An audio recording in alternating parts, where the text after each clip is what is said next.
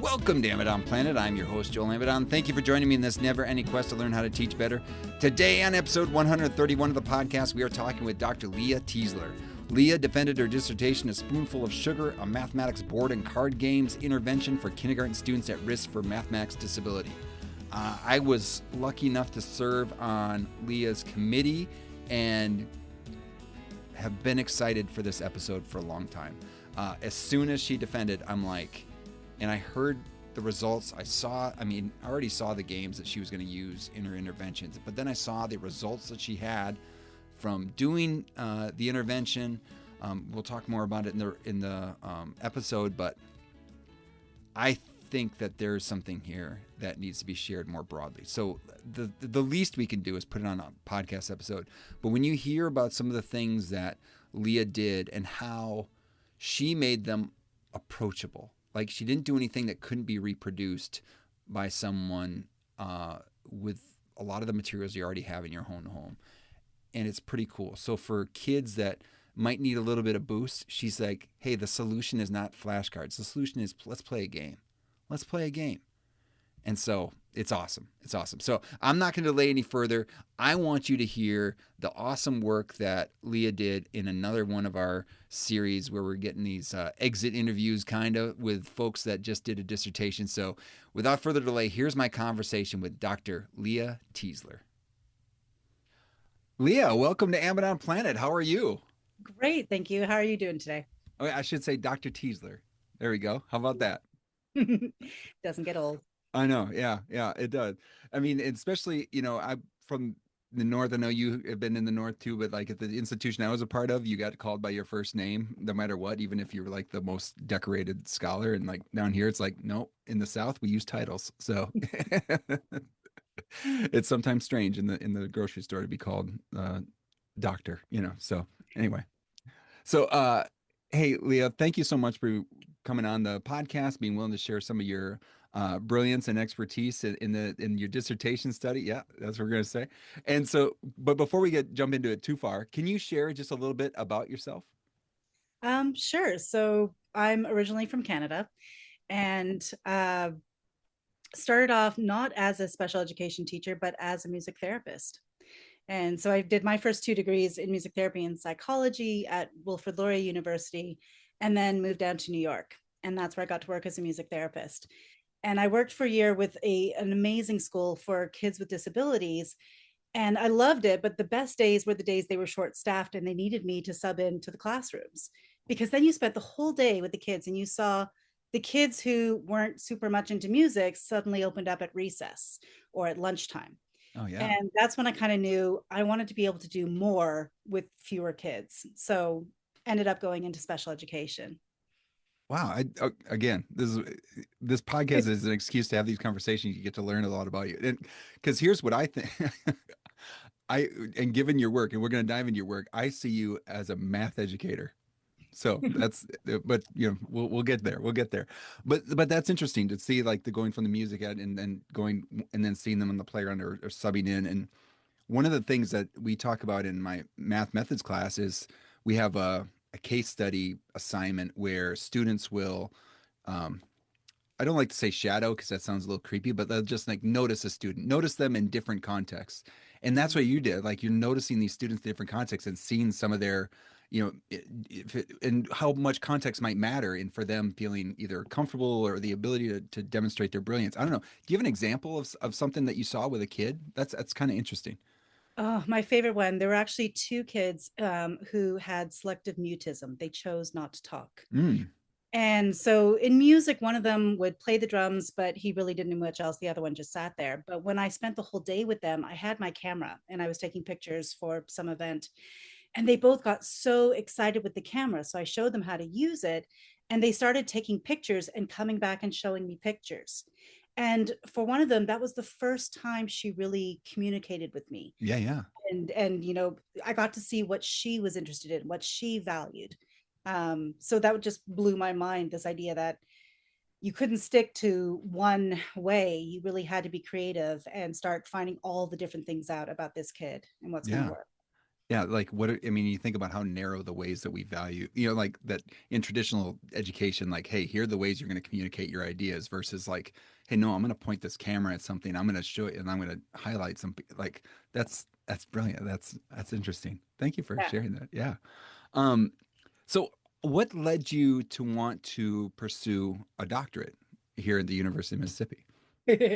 I blame Dr. Ruth Cook. So I did my master's degree at Santa Clara University in California. New York, California. Okay, there we go. All right, very I've good. been all over. Yeah.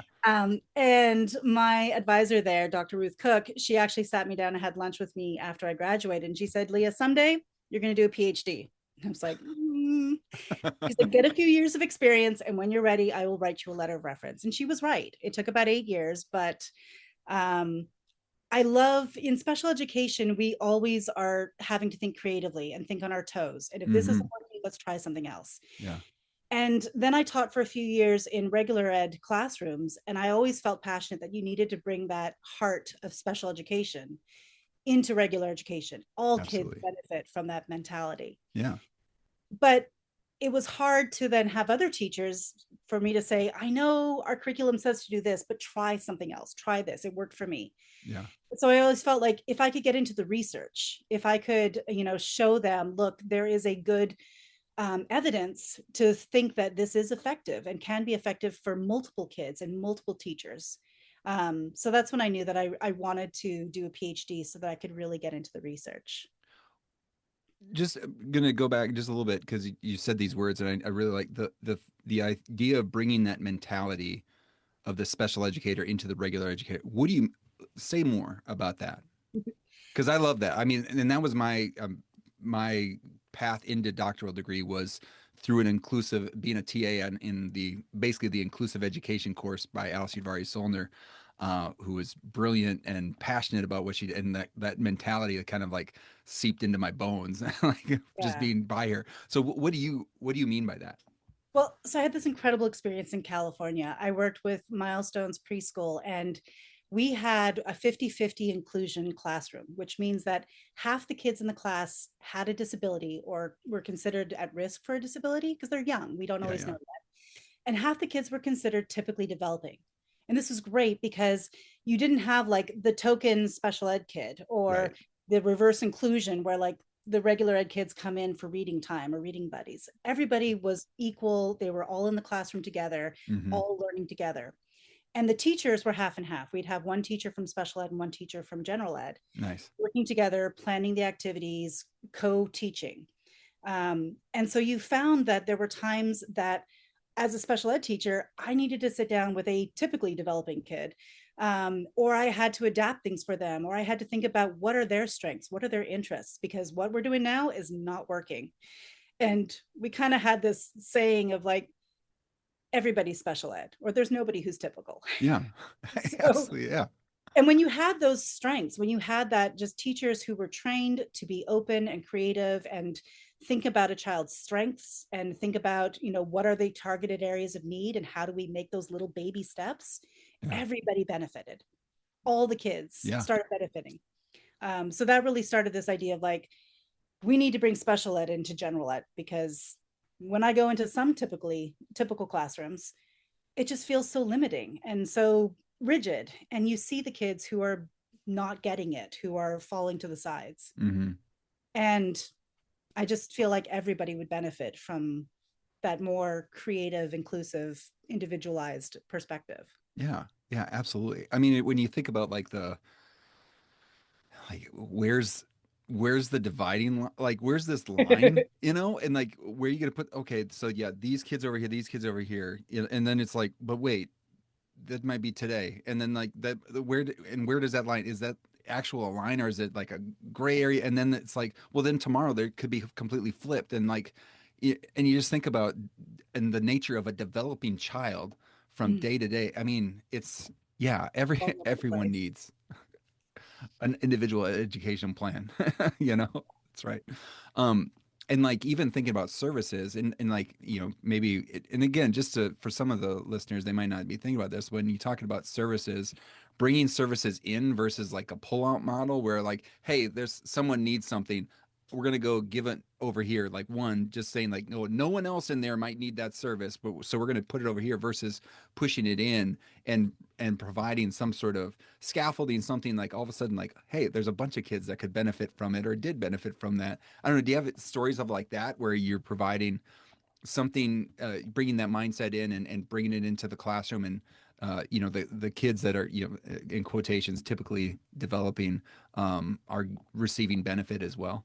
Oh, absolutely. We did a lot of push-ins with the organization had occupational therapists, speech therapists, physical therapists, and some of them, if they were willing, we could get them to work with the whole classroom. And that would be so fun because then they would create maybe an obstacle course that the whole class would go through. And now you've got peer modeling, Yeah. and you've got just that really rich level of engagement and teaching to all the kids.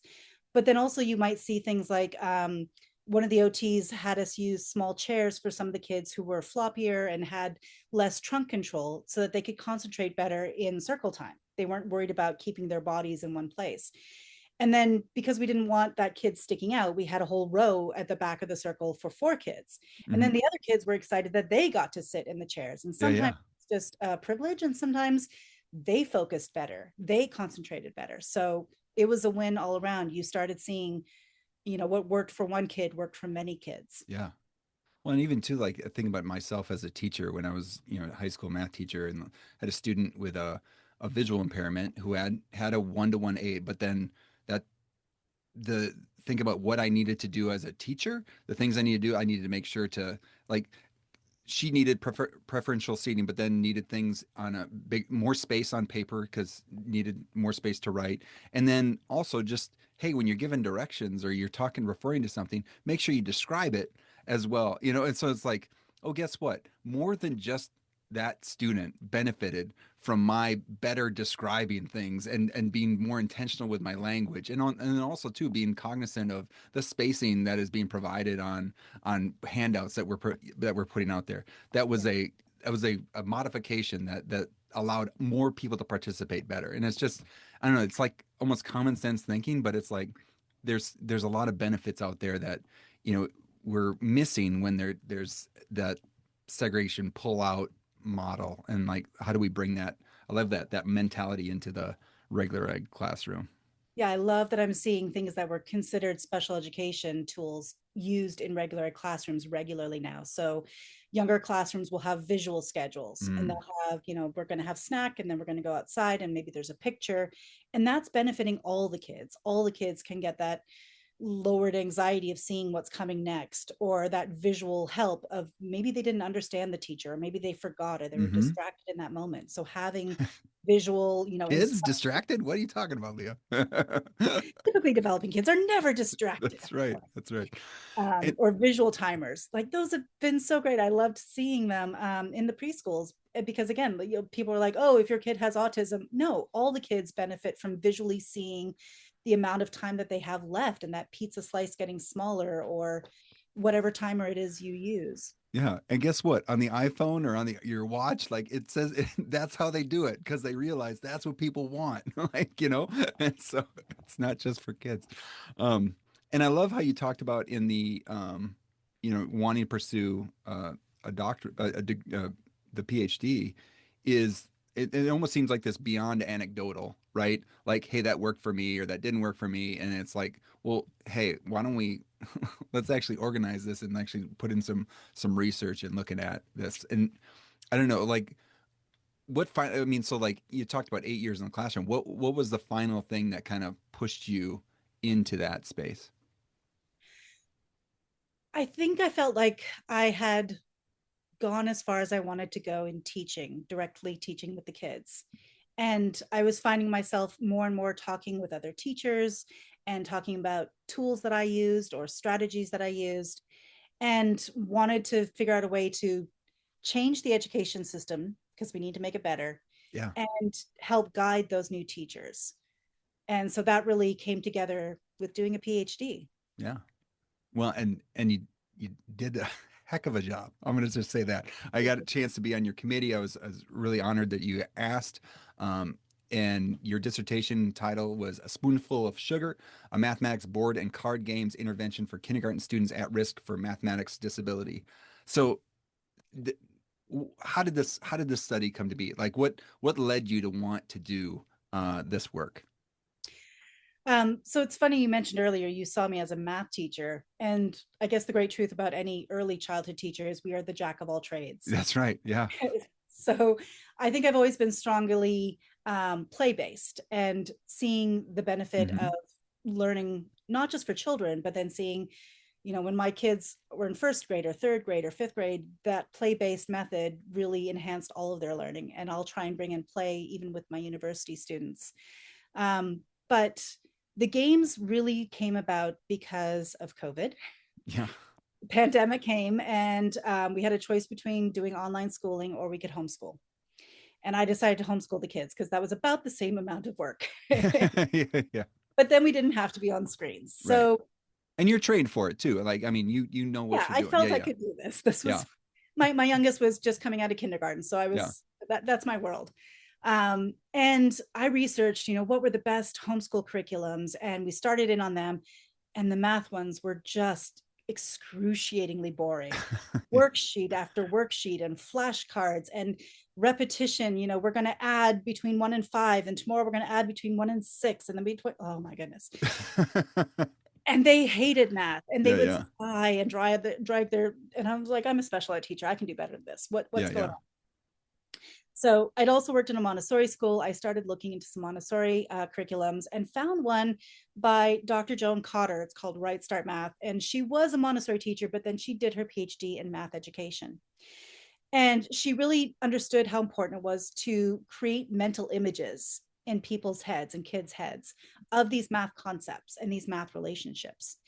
And she knew that games were a great way to do this and a much better way for them to practice than worksheet after worksheet. Yeah.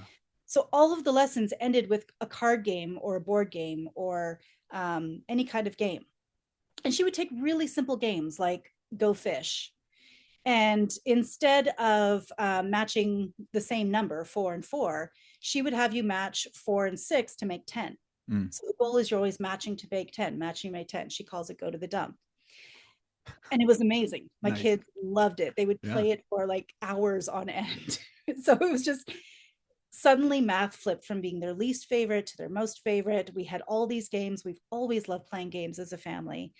And I knew that this was important. Yeah. So as I started researching in my PhD, I knew that I wanted to really bring out this incredible experience and say, well, our classroom's doing this. Surely they're doing this. Surely they know. And when I looked into the research, it was heartbreaking that, yeah, they know, but the teachers aren't using games as much as they could or should. Yeah. You often see it as like Fun Friday, or if you finish early, you can play this math game. Or the math games are, there's the expression of chocolate covered broccoli. They aren't really games. No. I go down these holes of looking into games, and they were like, here's a great addition game. And it was just, you chose the correct answer and it gave you a little hooray on the computer. Yeah. And Yeah. this Yeah. is not a game. So I started researching more into what mathematics games worked with young children, and then specifically kids with disabilities. And what was interesting there was that although all the math games generally helped everyone, if you broke it down into the learners, so the kids who were already high performing or middle performing tended to improve more, but there was mixed results for kids who were lower performing. Mm. So the overall result is you're going to get an even greater achievement gap Yeah. between those kids who are already struggling with math. And so that was really apparent, especially when you look at the difference between digital games and in-person games. That was the first big major difference, because there are so many digital games out there that education edutainment has just blown up, and you see it being used in the classrooms, and it is motivating. It is helping kids be more likely to do math activities, but they're really not as effective as they could be. And like there's this one great study that looked at the effect sizes, and that the effect sizes for the in-person game was twice as much as the digital games. So I wanted to see if I could replicate that children can learn through math games. And I wanted specifically to look at children who were already struggling in mathematics, because the research there is pretty mixed. And I wanted to say, okay, if we took this very simple intervention, adapting games that they already had in the classroom, or if you can play with a deck of cards, would this help them? Yeah. And better, would they enjoy it? Well, can I just pause for a second there? So, like you said, in person was twice as effective. That's what your research found. I Yeah. mean, so what was your hypothesis with that? Just before even going into your study, like why or it maybe you found it within the research, but why do you think the in person games had that such an effect? I think there are a lot of factors there. And it was interesting that I saw that effect in multiple studies. There was one that was looking at a like a biology game, and the kids Yeah, played it online as a group, or they played it in person as a group. And you saw that, what they retained from it afterwards was much higher. I think that in-person interaction yeah, between people, it helps build relationship, and yeah, relationship is huge. It very much helps support academic achievement. That, the better the teacher and the children are relating to each other and feeling comfortable with each other, the more academic growth you see. yeah. And I think that the engagement with screens is just, it's not as, I don't know, it's different. No, yeah, yeah. No, I agree. Like we're a big board game household as well, and just like having that time. I mean, just knowing what the intention is. Like we're building our relationship at the same time. Yeah, we're doing strategies and things, and and there is something like I think Dr. Monroe would agree. Anne Monroe would say about because there's something with shame. If you're going to have struggle, right? If I'm struggling with a game and like I'm struggling to make my turn or whatever and you're struggling too, we're struggling together, that's fine. Like we'll continue to struggle because it's like, hey, we're just playing the game, like, and then you're gonna have struggle in a game because you're trying to figure it out. But versus like if I'm doing it with a screen, I'm struggling, well now it's now it's a game I don't want to play anymore because it's like what it's, why invest that time? It's not about that relationship. But yeah, I think there's something there with that idea of like the relationship side, even through electronic means, like trying to like, oh, this is an online.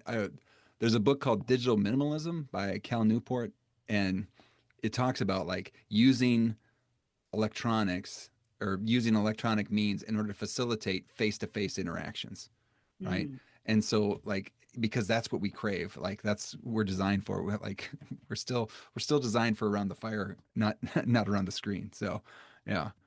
Um, so I like almost wonder too. Montessori has, a great value on the things that children touch. And so mm, they like to stick to wooden materials and metal materials because the weight of it, the feel of it, the warmth of it, it's satisfying. yeah, yeah, It can be satisfying to hold a metal bowl instead of a cheap plastic one. yeah. And I think that's a difference too, that when you are rolling dice, when you are flipping cards, when you're moving your token, there is that connection that you don't get physically with a screen. Right. Yeah, absolutely. Absolutely.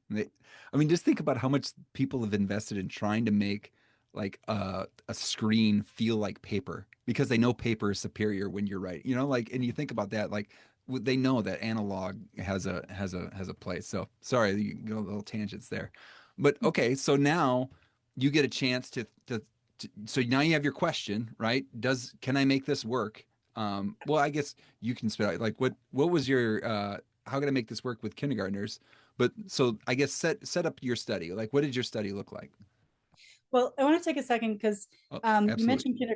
kindergartners, and that was actually huge. That I found out that kindergarten is this wonderful overlapping time in a child's life. Mm, They are first starting formal education. yes. And so they are starting to form their ideas of, do I like school? Am I good at Mm, school? Am I good at math? So that self perception is starting to form, and they're just at the right age to start playing games with rules. So it's that, little tiny moment in yeah. their lives when you have a chance to really affect their self perception and their motivation, their desire to play math games. And they're actually able to play math games. Yeah. So I knew I wanted to focus on kindergarten, um, because you could have such a long effect that self perception and motivation tends to harden as they get older. You get to second, third grade, and they see themselves as, I'm not a math person. And you see Mm. that. We meet people all the time. Oh My yeah. husband's a mathematician, And what do? I'm a mathematician. Oh, I hate math. Yeah. Thanks. Yeah. Try not to say it at parties. Yeah. No, no, exactly. So many people think they're not good at math. And I know it started back when they were little kids. Well, yeah. Again, if you're being forced to do a bunch of flashcards or worksheets, like you're just saying from that curriculum, like if this is what math is, and we know that that's a very narrow perception and just a surface level understanding of what math is and how beautiful it is, like if Yeah. you actually give them exposure to it through the game, like even thinking about the game you described, the go to the dump game, it's like how many times did they make tens? Like so many times, and but there's a problem of I gotta figure it out so I don't have to go to the dump. So that's so I want to awesome. win this game. Yeah, that Yeah. competition. Or um, and like I saw a quote where they were talking about how when you learn to read, you can then read things that you love that are fun. And so Hmm. that motivation to practice is already built in. Yeah. But you start to learn math skills and you're like, who's going to add just for fun? Well, if it's built into a game, now you are adding for fun. Oh And yeah. so you get that practice through an enjoyable activity. That's what when I was, little, my kids were little and everything, and they wanted to play Monopoly. They knew about Monopoly. They wanted to play Monopoly, and then now all of a sudden they're buying and selling things, and they have to make change and say like you could do a very boring unit on making change, right, with money, and but like they're like, "Oh, okay, got it, because I got to have the right amount of money, and oh shoot, I got to pay rent, and how do I make 26, and like all those different things, and like all the different math that they had to do just to play that game versus like if I would have made a worksheet with all those problems on it, like there's no way they're doing that. So Yeah. no, and then it reduces that anxiety because they're Yeah. not coming home with like, I got 7 out of 10. Who cares if you answer the question wrong? I'm the adult. I'm going to help work you through it. And then you get to move your token and look, you won. Yeah. Yeah. Yeah. So Exactly. Exactly. And they that's want to do that. huge. Yeah, with the games that, they need to be able to win it without being fast at math or super good at math. Yeah. So, I mean, okay. So, like, I love this of being okay. So now we've found the power of the games, power of face to face games, the power of the context of being in a kindergarten, right? Mhm. Where their identity with mathematics is still forming. Okay. And then, so now what? So now what happens? But if you have any other details to fill in, because whatever you just filled in Sure. was awesome too. So So now the big question is which games? yeah, yeah, absolutely.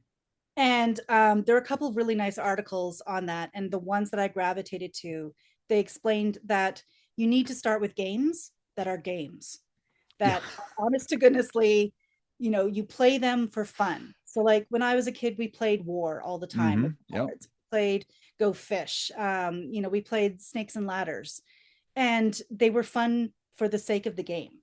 Yes. So you've got that motivation.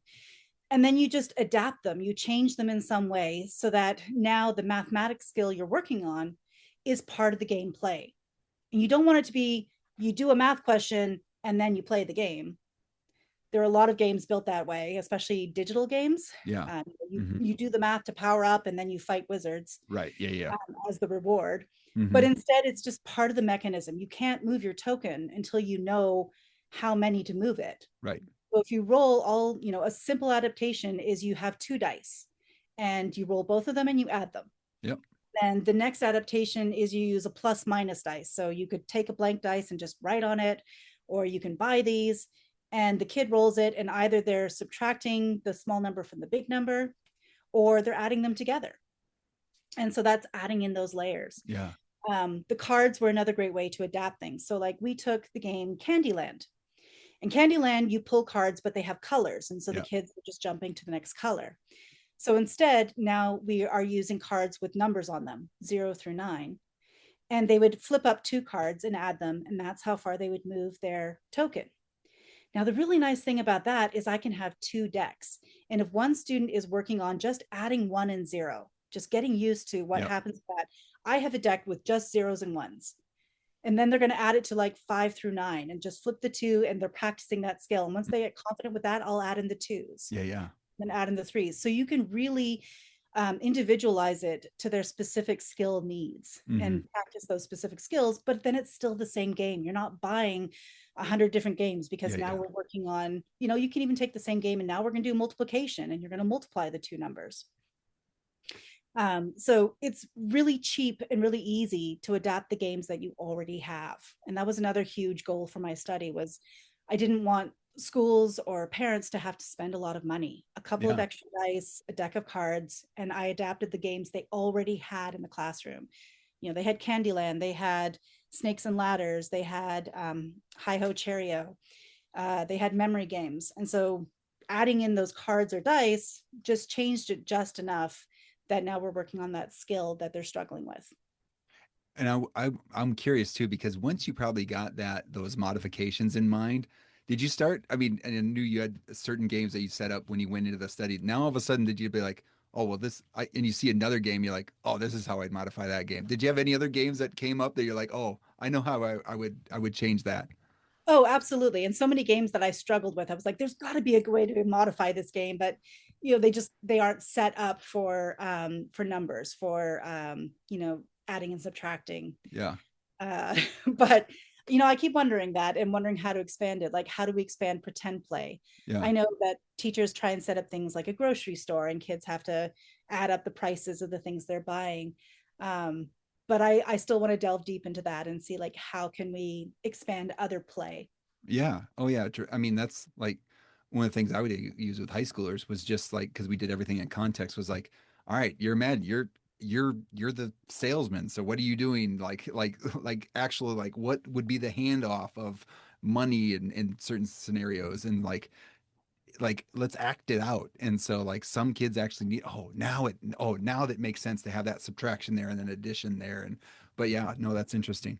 But but I like too that you had that emphasis of no, this has to be affordable, accessible, Yeah. right? And so like that kids can do these at home. And that was a cool thing with because you talked about you heard Claire's podcast before we started recording, where that was a big thing for her was the games that she sent home for, and there was like spelling games, and you think like spelling games that became a place of connection for a parent or whoever was at home or another kid at home for to play with her students, and it was like that was the place of connection that she saw a lot of engagement with was in the games. And so and it's not it doesn't seem like rocket science, but it seems like, well, I guess here's the question for you: why are we afraid of it? Like if we know that like there's research out there, if we know that, why are we afraid of it? Does it feel like we're just fooling around, we're not doing school?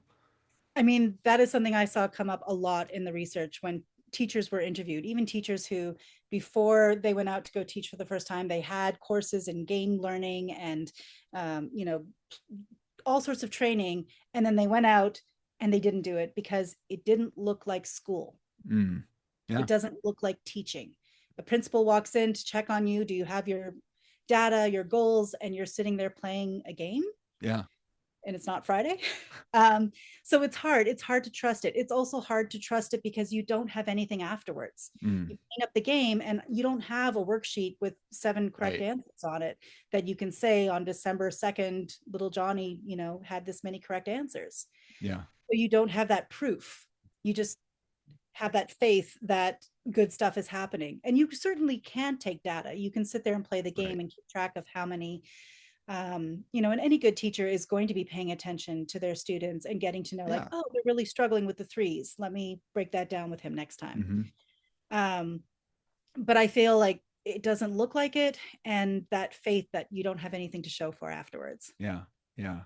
No, I was when my daughter was in first grade, I got a chance to go in and watch her teacher teach, and she did a lot of centers, and the centers were a bunch of games that they were playing, and you saw so much engagement because they're playing against each other, and then they come over to me and I do a little, hands-on center with them too, and but you just saw like engagement because she made it fun. She explained all the games. They're going to go play. Then they'd have some time. They'd come over to her.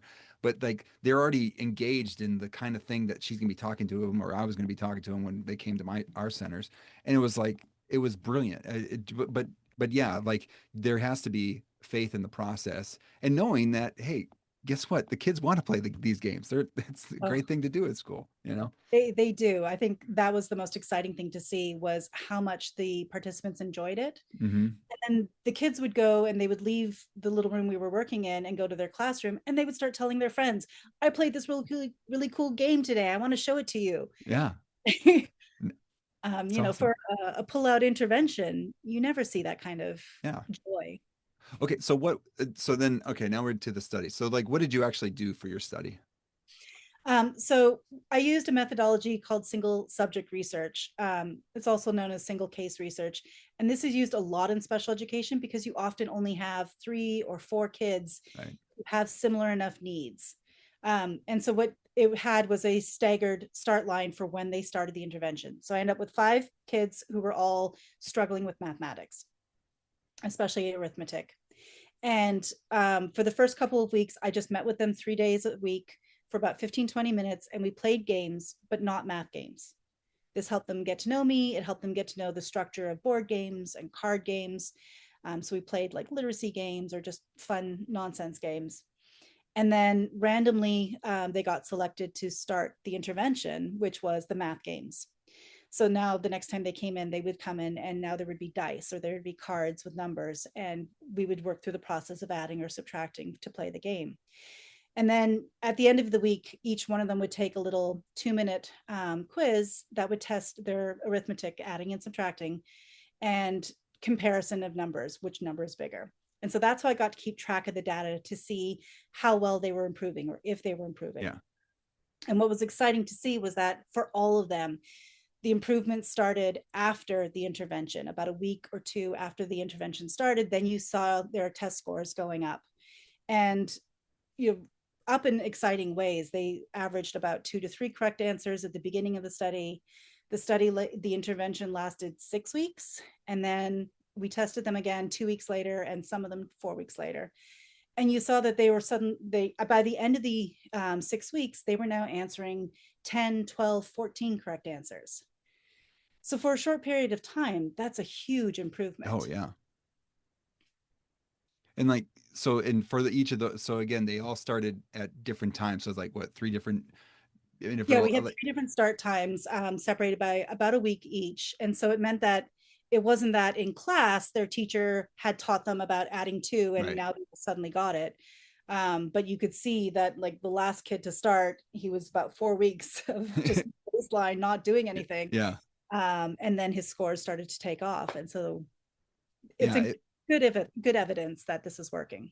Yeah, and like anyone that's interested in that methodology, I would suggest reading your dissertation, and that's what I have done. I have suggested that for some folks that are choosing that methodology because you just did a very good job of explaining how that works for someone that didn't do it before, and then seeing the results, and then putting out like it was like, oh, I understand like what was happening, what went on.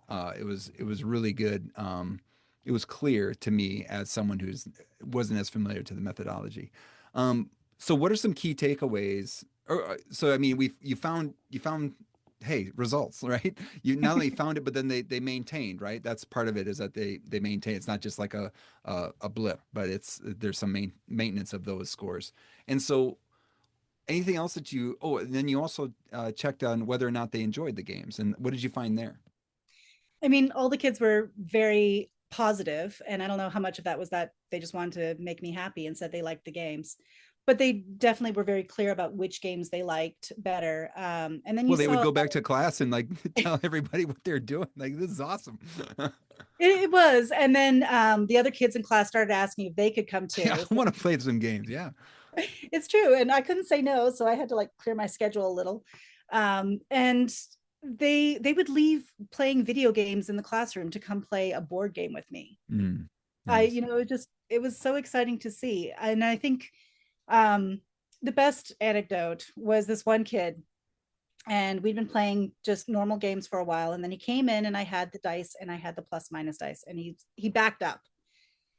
He said, "Oh, I know what that is. I know that plus minus thingy. I'm not doing that." Mm. I said, "Okay." So 5, 6 years old, he's already figured out that this is something he's not good at. This is something he does not want to do. Wow. Yeah. And I said, that's fine. You play the game the way we've always played it. I'll play with the 2 dice and the plus minus. And he goes, wait, you can see he's thinking in his head. He's working through the game. He goes, no. If we do that, you're going to win. I'm playing with the plus minus dice thingy. So Strategy. we played, and he added and subtracted 12 times in that game, and he won. And he was in seventh heaven. He ran back to class, and he's like, I just learned the best game. And he wanted to show it to his friends, and he wanted to play it the next time and the next time. It went from being his least favorite activity to his most favorite game. Yeah. And that maybe goes back to the idea of the malleability of the relationship with mathematics, right? Exactly. He had such a great experience. And there was no stress. If he added it wrong, I could just walk him back through it. There's no red mark, there's no C minus. And the winning was that motivation that he needed to really stick to it, even though Yeah. it was tough for him. He I'll did tackle that plus minus. Here we go. I'm going to win this thing. gonna win this thing. All about the competition. That's And for right. other kids, it wasn't competition. Some of the kids, they liked the figurines, and they would say these two are friends, and they'd put one at the end of the game and say, come on, you got to come have picnic with me. So, the goal of the Yeah, game yeah. was to get to the picnic, and Yeah, it was yeah. who got there first. Sometimes they would win, and they'd be like, come on, Miss Leah, you can roll the dice, you can get a big number, and come Y- join the picnic. Come join the picnic. That's awesome.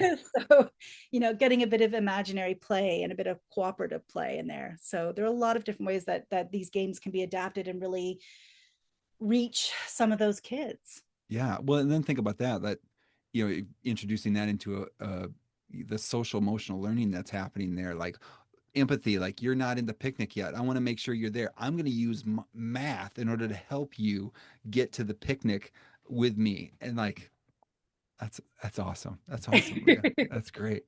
It was Um, that's part of my day. yeah. Well, and so like, what are some key takeaways from your work that apply to teaching? This is pretty easy. Like one, use use games, period, full stop. But then also too, like you have these games that you've developed, or I mean, did you develop most of them, or did some of them come from other places? No, most of them I'd say came from other research, Okay. but the research might have one game. I know Romani and Siegler have the game called The Great Race, and it's great because it's just a simple number line board game. Yeah. But moving back across it again, you're seeing a lot of fast learning going on as kids are developing that mental image of a number line. Yeah. Yeah. Oh, Um, absolutely. Yeah. Yeah. yeah, and then other games were suggested, and so I did a lot of research just to gather them all together, and then invented a few more. And then some of them the kids invented as we were playing. So one day I brought a whiteboard and some markers, and we had them draw their own board game. And they could do 10 squares, they could do 20 squares, they had to write in the numbers, they could put in obstacles. Maybe if you land here, you're in the mud and you lose a turn, because by this time they understood kind of the mechanics of basic board games. But this was just so much more engaging to them. And then they would start including other things like, if you roll a 5, you have to do 5 jumping jacks, or if you land on this square, you have to do a twirl. So they were bringing in physical movement Oh, and creativity. It was just really exciting, what was interesting to them as a game. yeah. And then probably even like you're saying with the child, with like make it a picnic, like building narratives around it, like, hey, that this is the story of this game. And like, oh, I mean, there's so much in it, not just the mathematics of other things, other benefits that you're going to get with doing that. And then also too, just learning how to interact with others, which Yeah, we need as much of that as possible nowadays. absolutely. Anything else that you want to make sure, that some takeaways from your research that you want to make sure to share? Um, I think one of the points that was just so important, so I'm going to say it again, was that the math can't be in such a way that if you're fast or if you're good at math, that you're more likely to win. Yep. You don't want it to be, we played games where it was like, how many flashcards can you answer in 30 seconds? Yeah. Just give up right away if Yeah, you're not yeah. going to. When you say like mad minutes, like to our, some of our pre-service teachers, they're like, "Oh my gosh, I hated them." I mean, I loved them, but Yeah. some of them, like that was like one of the things. Like that's how I knew I was not a math. Like, no, let's not do that. Yeah. Or like some of them, if you match it up faster, if you realize which card you need and you grab it faster, snap, things like that, then the fastest one wins. Yeah. So that doesn't work for kids who are struggling. If you want to be able to have a lot of kids who are at different levels, then you're going to need to make sure that they have a chance to work out the math, but still have a good chance of winning the game. Yeah. So, looking at, and I think that we could take a lot of these skills and apply them to cooperative games. There are a lot of cooperative games now for that age, but that you could still change it. And I think there are a lot of ways to support it, that you could have an abacus, you could have counters, you could, when we were first learning to match up two numbers that made 10, they were allowed to write out the pairs. Yeah.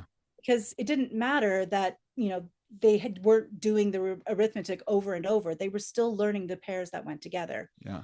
And then speeding up the game was important. And then that's the last point, is some of the games you're going to have to be creative and modify them so that they're not longer than 15 to 20 minutes. Yeah.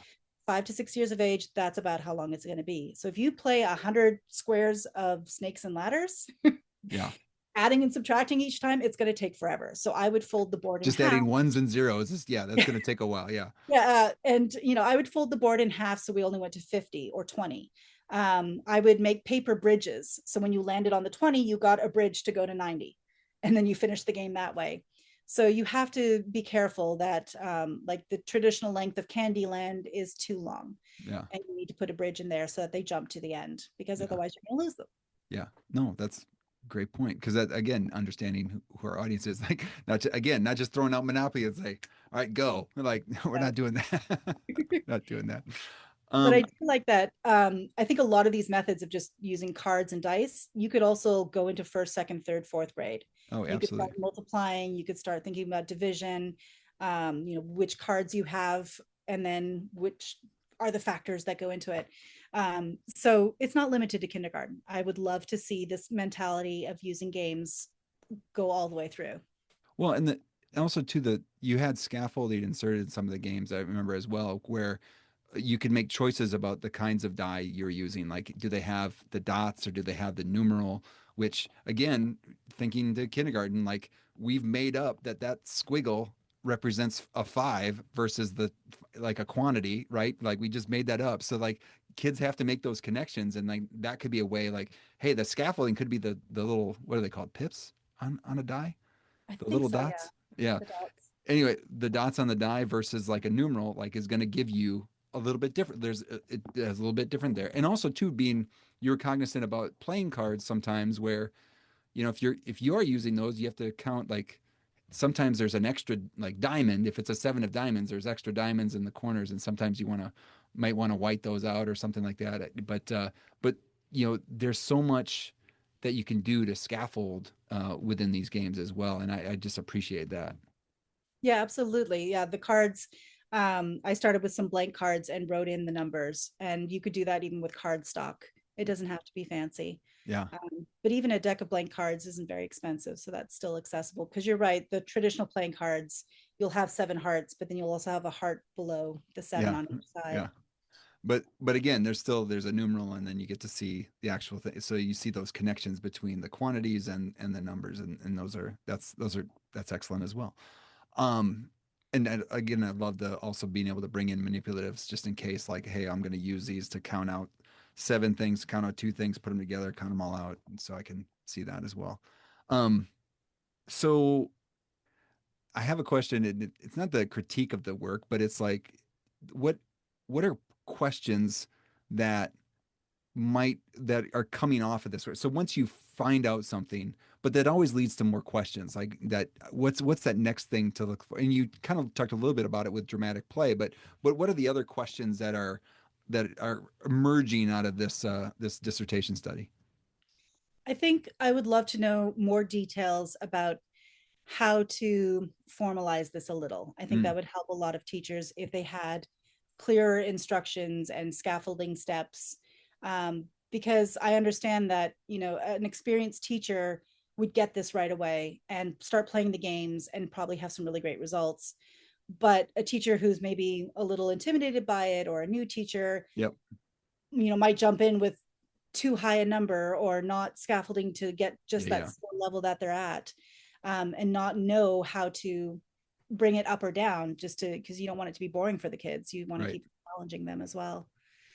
So I would love to just research more and think more about how to make these steps and how to make all these different tools and then go out and see, does this work with other teachers? Yeah.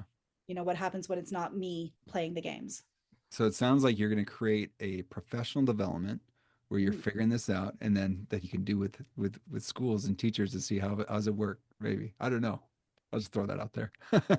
I'd love that. And then there needs to be some way to support this better. Maybe have something on, report cards on engagement during games, or Mm, how well they've done, some narrative that you write down about their progress during the games. Just because we don't have a worksheet in their folder doesn't mean it didn't happen. yeah. Well, and even too, just to like, if a child who you might be struggling within mathematics, but is then sustaining, engaging with math for over 20 minutes within a game, and be like, hey, this is also something you can do at home, that they can Yes. get more, practice with math, but also you're connecting with your kid. They're doing some stuff that's going to help them out. Like, I mean, well, there is all this research about if we can give parents specific pointed things that they can do to help their child progress academically, they'll do it. But it's like, hey, play a game with your kid, and here's a game that would be Is the game. yeah, that would be appropriate for them. And it's like something you have. You got some dice, you got some cards, you're good to go, right? Piece of paper, maybe, So I love it. Absolutely. I think getting the families involved is a huge part of this study, and thinking about, everybody pretty much in this country knows how to play Go Fish, Yeah. or it's not hard to learn. And so if your homework tonight, and my kid got homework in kindergarten, but if their homework tonight is play Go Fish adding to 10 for 10 minutes, and like snap a picture and send it to your teacher, and she can put it up on the bulletin board the Oh, next day absolutely. on the whiteboard, the kids would eat that up. Yeah. And yes, you're playing a game with your parents or your guardians. And so you're building those memories, you're building that experience together.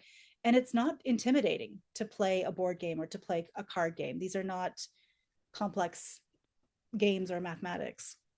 And Yeah. so it's hopefully something they can keep doing forever. If they learn how to play Monopoly together, they can play that for the rest of their lives. Yeah.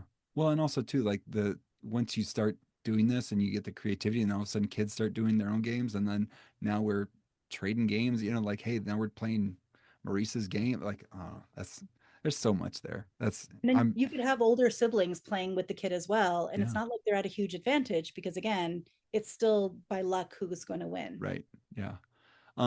Yeah, so I really want you to present these at a lot of math teacher stuff. So I'll work on that. So soon to come to Mississippi Council of Teachers of Mathematics. That's my pull. That's my push. There we go. Um, so uh, Leah, for again, thank you for your time. You got a few more just questions that we ask of everybody. So what's the best thing you've learned lately to help you teach better? Do stuff with your students. Don't just ask them to do stuff and you grade it. Don't talk at them and expect them to learn it. But the best learning has always been when I do stuff. Sit down and smash the Play-Doh with them. Yeah, yeah. Get dressed up in the pretend play the games with them. And even the university students, take them outside in the woods and play the games you want them to play with their students. And it's building those experiences, those memories, but it's building that relationship. Oh, yeah. And then I can, in the moment, guide them or model or give them feedback, and I get to know them better and they get to know me better. And that just makes for a much better learning experience. So Yeah. do the stuff. Perfect. Yeah, I love that. Yeah, my magic trick is always, if I want to get kids to color, I'll just sit down and start coloring. And guess what? They want to come over and color. Yeah. So, um, what is one album that you love to listen to? So you might not know that my midlife crisis was buying a record player and getting into vinyl. So that's where the basis of that question came from. But what is one album you love to listen to? uh, okay, well, if it's albums, it's John Coltrane's Love Supreme, Ooh, over and nice. over. But I gotta say, right now I am listening to the music for the Estonian Dance and Song Festival. So my grandparents came from Estonia, small little country above Latvia and Lithuania. And every 5 years, they have a dance and a song festival. And they had 11,000 dancers, Oh, all in traditional wow. costume, in this big outdoor amphitheater with traditional folk songs, but then they weave in modern music. And new dances. And so it is so vibrant and exciting, but also a huge part of my childhood. And I just am Yeah. loving hearing all that music. So that's been what's Oh, going on in repeat right now. that's awesome. How do you access that? Like, is it on Uh, YouTube or is it on? YouTube, Spotify, you can look up the song list for the Estonian Folk Festival or Song Festival and Dance Festival. Nice. That's awesome. That's great. Um, so is there anything? So we're gonna see good things from you at MCTM. We're gonna do maybe a professional development. Again, I am so encouraged by this work. And then also too, when I shared it on LinkedIn when you first defended, like so many people are excited about this. So I'm making it public. Like just this, I'm promoting your work and also too the continued investigation of it as well is like it's it's great stuff and it's man, we need more play with kids in schools. And I think this is a great, like you said, it's beyond anecdotal, right? It's like you've got the stories, but then you've got the measurements and the research behind it. So I love that, Leah. So anything else that you wanted to share? That's it for all now. Awesome. Thank you so much for spending time with us today. Thank you so much for inviting me. This has been so much fun. So the answer is play a game. Isn't that cool? Isn't that cool? The thing that I really like about this conversation is one, how thoughtful that Leah was in the design of her study. And again, not wanting to do things that people couldn't reproduce easily, right?